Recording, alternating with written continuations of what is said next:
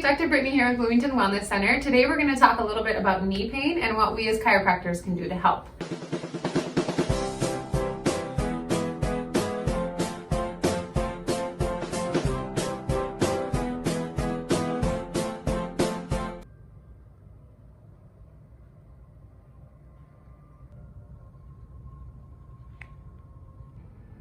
So one thing that isn't talked about much with knee pain is the fact that even when people have what we call diagnosable injuries with their knees, so arthritis or degeneration, meniscus tears, tracking disorders with the kneecap, anything like that, that a lot of times conservative treatment can be a lot more useful for people than going more of the more invasive or medical route. So the reason for that is that a lot of the reasons that people get those injuries in the first place has to do with issues with just the mechanics of how our knee works.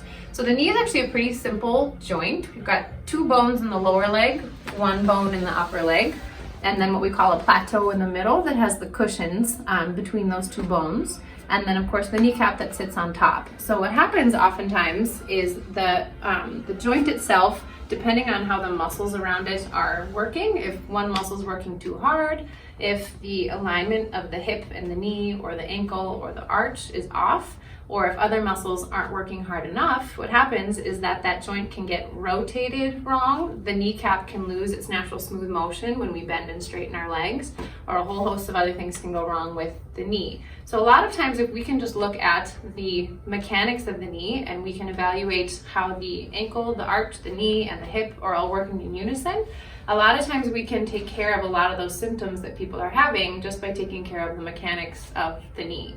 So if you or anybody that you know is suffering with knee pain, send them on in. We'd love to take a look and help you with your knee pain.